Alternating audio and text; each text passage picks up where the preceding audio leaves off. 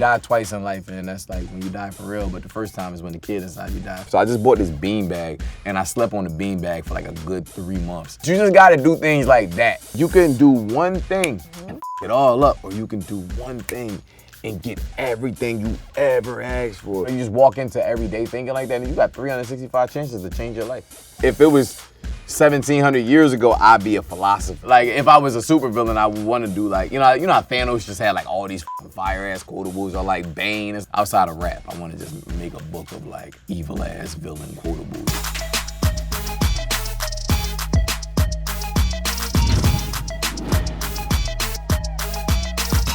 We're back with another episode of BET Talks. I'm your host, Miabelle, and today's guest is known for bringing the energy, the style, and of course, the bars, okay? From the road to Casablanca to Mount Pleasant. Help me welcome Armani White. Oh my God, listen to that intro. Wow. All for you, Armani White. Yeah, thank you. How you feeling? I mean, I feel like honored that I just heard that. I need to start working on my own intro to talk about myself like that. I know that's right, and that's what you're here to do. Talk about yourself, yes, okay? Ma'am. Yes, ma'am. Now, we're going to start it off with a game called This or That. I'm very indecisive, but let's do it. So when it comes to touring versus recording, what would you pick? Recording. Why? You can stay in one place. Yesterday, I just spent like a cool 17 hours in a bus. It just felt like purgatory. Man. It just felt like purgatory. It was like, wow, like when can I like see air again? Like, you know? Okay, now when it comes to keep in touch versus road to Casablanca, what would you say? Keep in touch. Why? I had more time to work with Keep in Touch. Everything was so broken. Like, we had no money. I remember we got kicked out of the studio. I had to do a guitar solo on my cell phone. I was just singing it in the voice memo. Yeah, Keep in Touch, it just felt more like raw. And I love that about that. So what about connecting with fans in person versus connecting with them online, Mr. Social Media? Oh my God. You know what though? You know what? I like connecting with people in person more than social media. Numbers just become so plentiful on social media. Like, it's different talking to somebody, hearing like some song that you don't even like that much, but they love. Right. And like, you know, all of that stuff. But it's like a little short Indian dude, I can't remember his name, but he came up to me last night at this show. He was like, yo, I love all of your music. I'm one of your biggest fans. So my homie was like, name 10 songs. He was like, all right, Billie Eilish.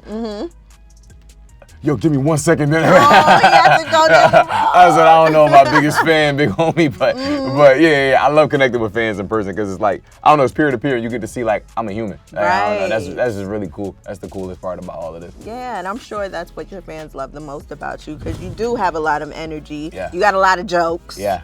And you got a lot of style. Coming from you, I appreciate it. Of course, we had to dress it up because we knew you were going to be in the building. So if I wasn't here, what would you have worn?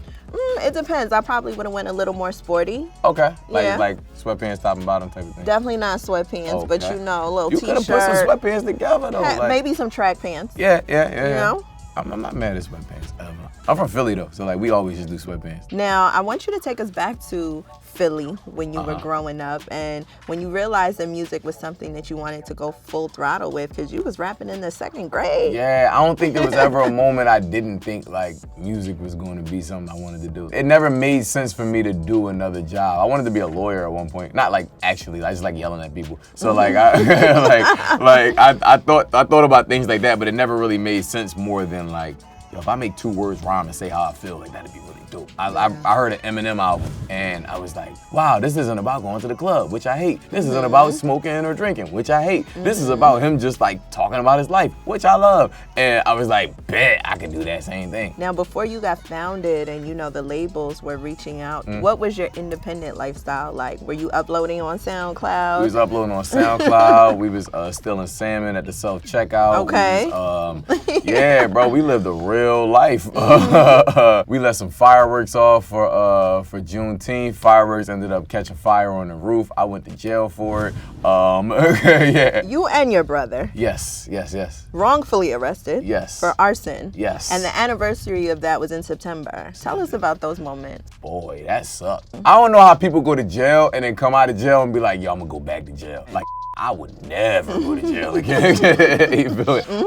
It was ass. I don't really know how else to put it, because I just remember like taking all my money out and leaving it in my mom's car, like, yo, just bail me out in the morning. It felt like a Tyler Perry movie. Yeah, my bail was like $100,000. It was bad. I don't really have like a good memory from any of this. Well, of course not a good one, but did it snap anything into reality? Well, getting out of jail, I realized, like, I was like, wow, like one moment, just one little moment could change everything in a bad way. So I wonder if one good moment could change everything. You feel me? So I was like, once I walk out of here, like, I'm just gonna do everything to the max of my ability. Like, I'm not gonna let any day go by where I didn't put my full effort into it and try and like really make this shit work. Once I got out of there, I was just grinding, just working for it, going for it. How did it impact your music creatively? At the time, I had made this EP called Things Be Lost in the Fire, because I had a house fire that happened when I was a kid. Or I wasn't living in the house at the time, but I was spending majority of my time there. It was my aunt and my 3 cousins. And they all passed away in that fire. That was a thing that I just kind of always put to the back of my head. Like, I was like, I can't really talk about it. I don't really know how to process the emotions. Once that moment happened, it just felt like a full circle thing. I was just like, I want to talk about how I'm feeling. I want to talk about what all the, like, just the concept of fire in my life in general and like what it's meant to me. And then from there, I'm sure the vulnerability really allowed things to grow for you. Yeah, that's what allowed me to make records like Mount Pleasant, where I'm like, oh, I can talk about my feelings. Yeah. Like, I got feelings. Like, yeah. Mount Pleasant, the actual song. I wish that you would give us more. I'm going to give you a whole project of that. Please. I promise you. Over the guitar. Yes. No more 808s, no more kicks, nothing, just guitar. Right. No more going ghost on the girls. Just a man and his feelings. Right. No, the girls went ghost on me. The girls went ghost on me first. I had to go ghost back. It was like a ghost. Okay, we're going to get into the ghost and the girls too. Yeah. But I do want to know how that vulnerability that you're able to now put on records is connecting you deeper with your fans. Yo, I love the messages where like somebody's like, wow, this song changed my life, this song saved my life. Like, I've always loved those messages. I had a song before this called Thanksgiving. People was like, wow, like this song really helped me through this, helped me through that. Things that I wasn't really, like, it was emotions that I didn't fully process or feel. Like, I wasn't depressed when it was going on, so like I wouldn't know that, wow, this is what, you know, like this is a song that can help somebody through depression. But like, I love being the soundtrack or the vehicle to get somebody to the other side of something. That's just cool as hell to me. You say something really important. It's okay to not be okay. Yeah. I was going through something like, it was a breakup, not so much just with a girl, but like a breakup with friends, a breakup with like the entire past version of me. And like everybody was kind of looking at me a different way. Like, yo, you're not this, you're not that, you're not that. And I was like, you know, I think it's okay to not be these things. Like, it's okay to not be all the way put together. I've never been all the way put together, and that's what's made it like fun. So you shed a lot of those past friends and relationships? Everything. One, it dropped my skin. New snake. You think snakes look like that when they drop their skin? I don't know what they look like.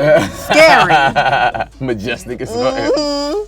Oh my God. Now, that brings us to the fun that you're having on your records, which you always do. I always have fun, yes. Like ghosts. So the girls were ghosting you. Yo, yes. And you had to ghost back. I had to ghost back. Okay, you know when were they ghosting you? Before the fame? Yeah. Yeah? A little bit of her, like, you know. Like, okay. I'm super hypochondriac, so I'm not the person that just run out and find a girl every night. Like, I get a little scared when they do stuff like that. As you should be. Yeah. I got, oh man. I end up like, you know, it's the girl that you're not supposed to text back. I end up texting her back, like, yo, is everything good? Like, you know what I mean? Like, I do too much. So I held on to some old relationships that I shouldn't have and drug them into this part of my life when like they clearly didn't want to be there. Like, I had to get rid of that. I had to ghost them people, but they was ghosting me also. So it just became like a little bit of like a ghost off. Who's winning the ghost off? I think me. I hope.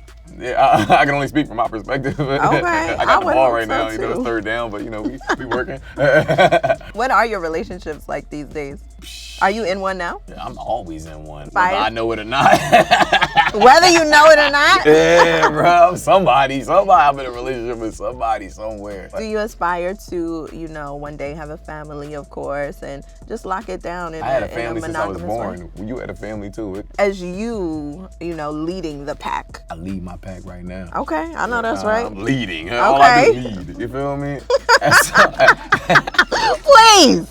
You are so unserious. And so, it's just like, yo, I'm so important to me. Yes. You feel what I'm saying? Okay. So like, I couldn't imagine like a little person that I don't even know like that being more important than me. So we're not there yet. Okay, yeah, so that's why I'm just like, yo, like I would love to have one, but like, you see that new movie with The Weeknd where he was like yelling at Jenna Ortega and he was like, Like that's how I be feeling. Like I respect at some that point energy. though, at some point, just not.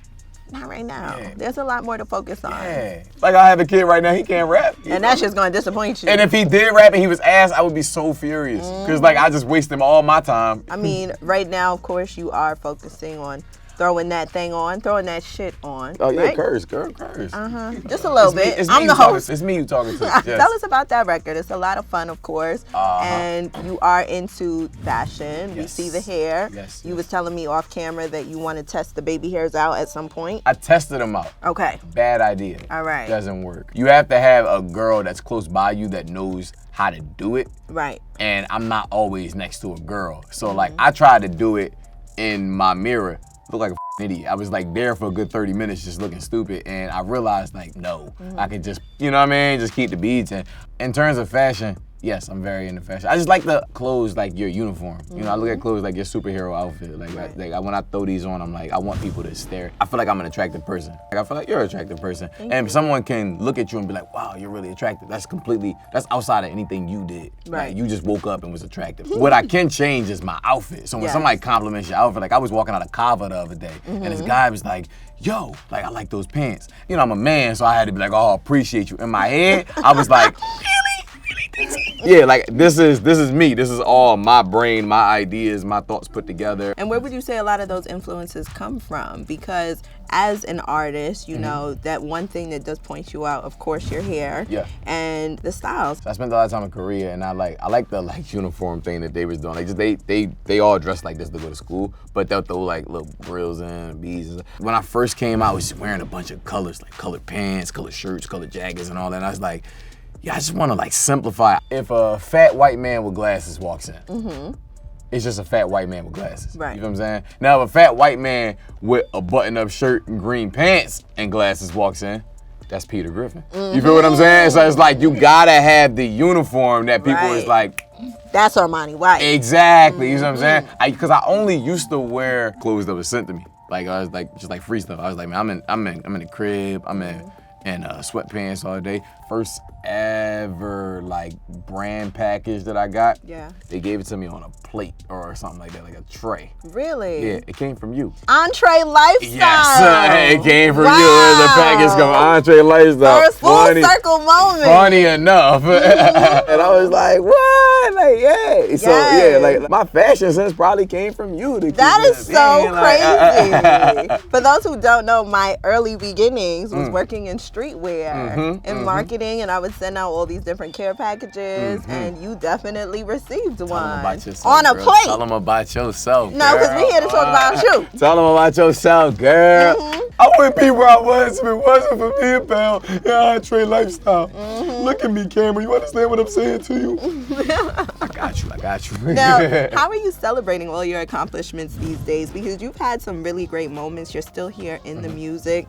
What are you doing for you? How are you celebrating? I play Mario Kart. I don't know, like I'm one of the type of people that like reward for hard work is more work. Like, so a lot of times we just stay in the hamster wheel. Like, oh shit, that was crazy. Right. What's next? Let's capitalize on it. You know what I mean? And then we have a big record that we capitalize on it with, and it's like that went even crazier. Let's capitalize on it. So when I do get those little gaps, like a Saturday or Sunday, I'll go to church, play Mario Kart, or play pool. It's like one of the three. Now, when it comes to having such a big record like Billie Eilish, what would you say were the ups and downs coming from that? The only bad part about it is the chase. The 5,000 people, 10,000 people who knew me at the time, knew me. The 5 million, 10 million people who found out who I was had no idea, you know? So it was like the chase of trying to explain yourself to all these 10 million people while like them just being latched onto one version of you. I think that was the hardest part. I mean, that's just like the one downside of like the millions of upsides of it. Yeah, of course, because millions know you. Yeah, exactly. Record. Now it's like I can dress a lot better. So like my first expensive buy was a beanbag. I spent like $2,000 on a beanbag. On a beanbag? Yeah, sometimes you just gotta remind yourself that you're alive, but it's still you that's alive. You die twice in life, and that's like when you die for real, but the first time is when the kid inside you dies. So I make sure that the kid is alive. So I just bought this beanbag, and I slept on the beanbag for like a good 3 months. I had a bed too, like it was right next to me, but I slept on the beanbag. But you just gotta do things like that. What are some things that you're writing in your journal now? Anything in my journal right now is just to be It's just to make sure I'm still being like really conscious of like me. I don't know, just it's real weird stuff. Like it's like semi-fake motivational stuff that I'm like, I would never say this out loud because like who cares? But like I'd be like, damn, that sounded cool as shit. In my head, if it was 1700 years ago, I'd be a philosopher. Like if I was a supervillain, I would want to do like, you know how Thanos just had like all these fire ass quotables or like Bane and some shit like that. Like I want to do that outside of rap. I want to just make a book of like evil ass villain quotables. I think you can. You're a wordsmith. I feel like I should. And you're from Philly, Yeah, so you think there's a bunch of villains in Philly? What was that? absolutely. Okay, no, that makes sense. That makes absolutely. sense. Nah, you're not right. I know You're not my way wrong about around that Philly. at all. Yeah, You're not wrong about that. I know what's going on. Love it though. Now Yeah. you are from the city of brotherly love, Yes, ma'am. where a lot of lyricists come from. Yes, ma'am. Who would you say are some of your tops? From Philly, Or who you'd want to get on a record with? me and Black Thought was to do a record for like a good 5-6 years. It's my fault. It's not his fault. It's my fault. You playing with Black Thought? No, I'm not playing with him. It's just DM like him right now. I was just talking to him on the phone the other day. Yeah, please. But I'm a perfectionist about a lot of stuff. So like I wanted to do a song with Black Thought since I was a kid, and I'm just like like I don't want to just like so many people did a Black Thought song, and I'm like. That shit was ass. Like you underutilized Black Thought. It's Black Thought, bro. Like you know what I mean? I just get in my head about it so much that I just never jumped out and did it. And I feel like I gotta get into like a lyrical, hyperbolic time chamber and just spar for like a good 6 months before we do it because it's gonna scare the hoes for sure. Yeah. Whatever I do with Black Thought, it's gonna be like one of them like, yo, it's sweaty neck beard hip hop music. You feel me? And I'm okay with that. I'm completely fine with that. No, we need that, and I think a lot of people want to hear more from you in that sense because you are so lyrical. Thank you. So we got Black Thought on that list. Yes. And Oh, I forgot who else is on. I can name a bunch of DVD rappers. I guess Meek is in that area. There's a rapper called Joey Jihad that I like when I was growing up. Joey Jihad was so fire, bro. I put my homie Savage, Sean Smith, he's on there. He was in the DVD era too, but he started doing his own thing in Philly. He's dope. Tiara's dope. Tiara Whack. Yeah, we love her. Tiara's dope. Would you ever dabble in any other genres? Yeah, I'm over here singing now, girl. What? I'm gonna buy a big enough casket to fit all my raps and just close it, and I'm just gonna be a singer. Forget that? Yeah, I'm just doing guitar music at this point, honestly. Like, I want to just do like straight guitar stuff, rock stuff. Like I said, I just did like a whole guitar project. I'm gonna make a gospel album at some point. Like when I'm like 50. When I get my first gray hair, I'm gonna make a gospel album. Hey, don't speak too soon now. No, it's not coming. It's not coming. Trust me. Me and my barber, we talked about it. But like when it does come, I'm gonna start on a gospel album. It's gonna take a couple years. Like you really gotta be, inspired and like love God and stuff like that. Yeah. Which you do. Yeah, I love God. What other genres is there? They've been trying to get me to go country. I just don't feel like I'm light-skinned enough. Okay. Like, you know what? Hey, Black people are at the forefront of every genre. Yes. So whatever you decide to choose doesn't matter. It's your world. Yeah. Nah, I might go country at some point. We can see that, Mount Pleasant. Are there any misconceptions you feel like your fans have about you? It's not a misconception of a fan. It's misconceptions of like the people I work with, like producers. Like I get in studios with producers and I'm like, I tell them what I'm on. I'll be like, I'm on some guitar shit. I really want to talk about my feelings. And they'll be like, word. So I got this Pharrell beat. And they'll just play me some dumbass loops and I'm like, no. Like, you know what I'm saying? But it's really just like, I don't make club music. Like Billie Eilish wasn't a club song. Goated, Servitude, none of them are club songs. They just songs I was like, oh, this is really fun. I play my Switch. I play Call of Duty. I don't smoke or drink. I know that's right. Yeah, I'm not in a relationship, but there is a relationship somewhere out there with my name you on in it. Yeah, with me in it. Maybe three. Okay. You know what I mean? We still sorting that out. You know what I'm saying? I'll have my lawyer go through and kind of like iron out the details on all three of those. Is there any misconceptions about me that you feel like I need to clear up? No, not at all. I just wanted to hear you say something funny because you are just taking it The there. thing about me, I'm going to ramble, you feel me? Like, I know that's right. I'm going to ramble. That's definitely my shit. Okay. Is there any misconceptions about you that you feel like you need to clear up? No, because hey, if it's what you think, then that's just what it is, Talk baby. that shit. If it's what you think, like who am I Go to with clear it. it up? Yo, Right. because you will never understand how everyone else sees you. You will never see you how someone else sees you. And I know that about myself. So I'm like, there's somebody that's like, man, I was a bully. Maybe I was a bully in middle school. I used to hang with the bullies in middle school. Okay. But not because I was a bully. So you wouldn't get bullied? No, it wasn't even that. It was because like all the bullies was the broke kids. You just fell So in line? I was a bully by like my habitat. I was a bully by nature. But my best friend to this day is a kid used to get bullied in 5th grade, but he told me a joke on the way home and I was like, yo, that was funny as hell. And I protected him. I protected him all the way to like 9th grade, then I moved schools. I was like a bully double agent. Nigga. Okay. You feel me? Like I hung with all the bullies, but I made sure that the nerds didn't get bullied. Cause I was like, I didn't understand. Like I would talk to him. We sit at the lunch table and I'd be like, yo, I pulled my cheese off of my pizza. I'm lactose intolerant. I pull the cheese off the pizza. Then I was like, I walk up the steps with my hands. But I was like, yo, I'm so weird. I don't get how I'm with the bullies. I don't belong here. You feel me? So I had to be like a secret agent. A liaison. Yeah, you know, totally spies type shit. What's something that you want your fans and, of course, your supporters to know?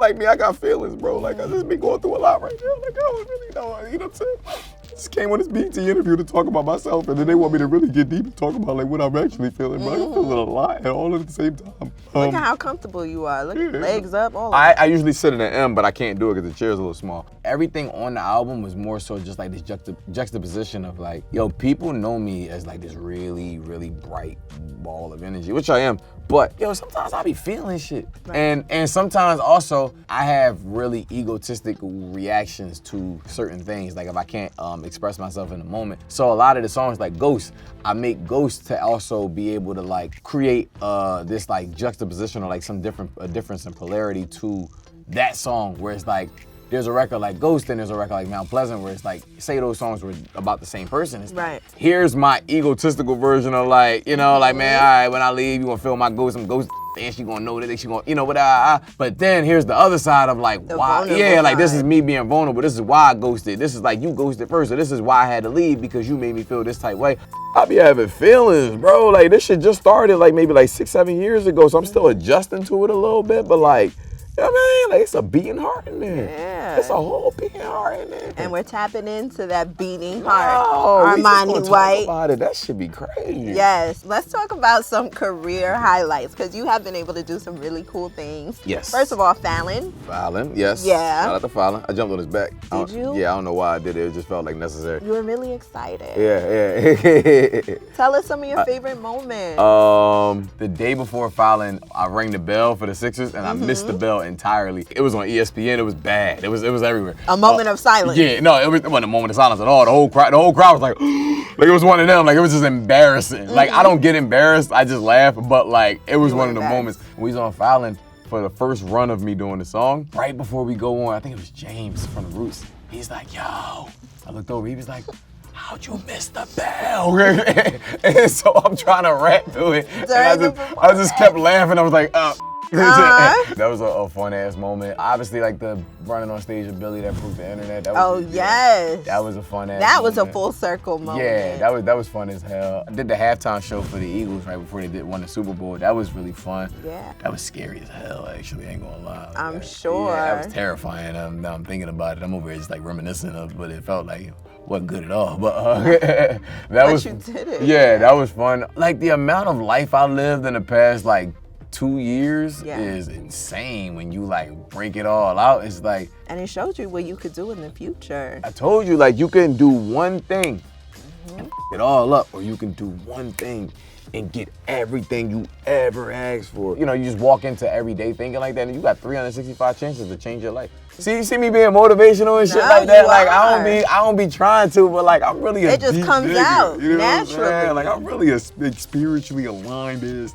And it's really cool to know that a lot of legends and of course real spitters respect you in this lane. Yeah. Who are some artists that were, you know, surprised? Remy actually did a remix of Billie Eilish also. It didn't end up coming out, but what Billie Eilish felt like when all that shit happened, it felt like the grown-ups leaned in to like this kid's song, but it was almost like how when the Touch It remix came out. Yes. Remember that? And it was like 30 minutes long if you get the one on LimeWire. And with everybody on it. Yeah, it's real cool. Like Busta, I ran into him at the Grammys. He gave me the most elaborate, uninformational invite to his party. He was like, he got this guy named Joey that works with him. Joey's my guy. He was like, yo, you coming to my party later on? And I was like, oh yeah, I like it. Just let me know where it's at. He said, all right, look, this is what I need you to do.